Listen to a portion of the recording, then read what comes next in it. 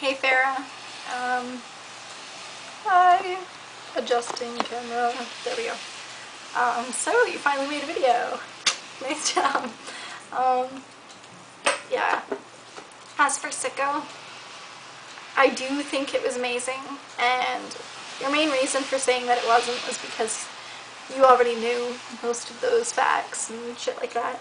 I thought it was amazing because the majority of the populace doesn't see all those facts. I mean, some people are still surprised when I tell them the US doesn't have health care. I mean, here it's just so normal. It's a necessity. It's a moral necessity in a society. It really is. Your government should fucking take care of you. I mean, they should let you do whatever you want and only be there to take care of you. So, I mean, I can't believe that they don't even have health care. I mean, I'm disappointed that our nation doesn't have free dental care, free optometry care, but we have free health care. Like, I really don't understand how a nation could call themselves, like, in favor of freedom and liberty and the American dream. Like, Canada is living the American dream. We have all the liberties and freedoms. They don't. There was an interview on Street Beat in 2003, I believe, featuring Canada, friend or foe, and they were saying all of the horrible things about Canada, which were things like decriminalizing pot, for fuck's sake, or legalizing gay marriage. These are free liberties. A plant that is less harmful than both tobacco and nicotine versus spending the rest of your life with someone you love. Those are not things the government should get involved in at all. At all. And she was saying we were in an immoral country for that. And I think the funniest quote from the entire interview is he was talking about personal privacy. Like, she was talking to an MP from Canada. He was talking about personal privacy. And she said, personal privacy is not a freedom, it's not a right, and it's not even constitutional. How is personal privacy not constitutional? That's what the fucking Constitution's about. Your personal freedoms, your personal privacy, your right to privacy. Like, that's our number one thing, my right to privacy. No one can just walk into my home and see what the fuck I do all the time. I mean, they'd probably get a little scared. But that it's my right to keep private about myself what I want to keep private. And I thought that was the most ridiculous quote I've ever heard in my entire life. Anyways, moving on. As to your situation with friends, I completely understand, and I have been in that situation. But it really helped, I think, with the development of my personality, because of at what stage in my life it was. Lay down. Ella. Sorry, my dog's freaking out. Lay down. Okay. So anyways, I completely understand, and I know what you were like before, and it is kind of weird that you're hanging out with people like Sienna. But if that's what you find fun, then just go with it. I think I was kind of blessed when it came with friends, because the only friends I really kept I had met when I was really young. So when I became who I am, I didn't have to change for them, and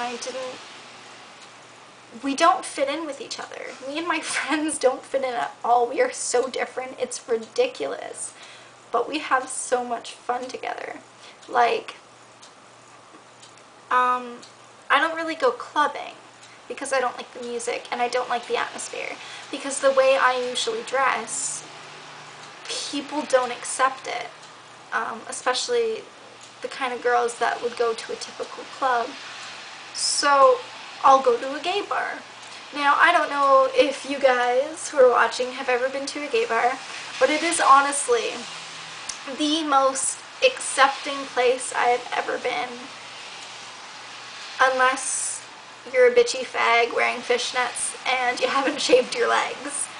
But other than that, I absolutely love going to the gay bar. I mean, I kind of fit in. Me and my boyfriend are halfway there.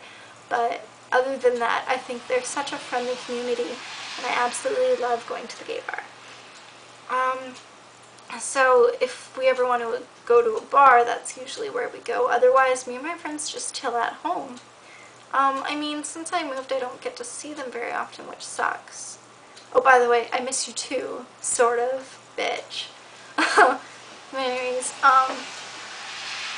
so I understand because you remember that dildo that I dated in, like, grade 9, Helmet? His group of friends and himself were very different. Not very different. Were pretty different from who I was when I met them. Not in the fact that we were both alternative, but the music we listened to was really, really different. And their idea, their morals on, like, drugs, theft, basically everything were opposite to mine. And I found that when I was with them, I turned into this person that I really wasn't. Usually if I see some kid walking down a street and for no reason at all kick over someone's recycle bin, I fucking say something. I tell them to clean it up. That's fucking rude. You take on the big corporations, you don't take on Joe Schmo. He hasn't done anything to you. So, but when I was with them, they would do things like that, or like fucking Scott and Matt would steal cars, and we hung out at this, like, I can't even believe that I hung out with them when I look back on the situations, because I am just so morally against almost everything they did. And don't get me wrong, they were great people, they were fun people, and in my life, I think they really allowed me to see who I was and what I agreed with and what I didn't. So I needed that part of my life, but I was so fake with them. And not fake in the sense that it wasn't me, because it was. Part of me did want to be that person, but I knew deep down I wasn't. And that's where you get, I think you're getting the feeling where you're kind of feeling like you've lost yourself. You're not really yourself anymore. You're a completely different person. And over the years after that, I met some people, Ross is one of them, that really allowed me to find myself. And like, he was the one that actually got me to get my act together in school and stuff, not by telling me to go to school and get your shit done, but by telling me to do what's important to me. Don't let life just pass you by. So I think that's really, really important. So if you're feeling like you're not yourself, be yourself. And if your friends can't accept you for who you really are, then they're not friends. Because, I mean, my friends listen to whatever is on the radio and shit like that. They don't like jewelry in their nose or blue hair, but we still love each other. Like, I'm not telling them to do it. And I think that's really important for your friends to accept you as you are. Anyways, I don't really have much else to say.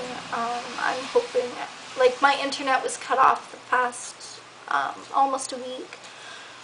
Our modem was broken. Okay, not a week. It felt like a week. It was like a couple days. But, so, I'm hoping to see you on MSN so we can talk, because I do miss you. Sort of.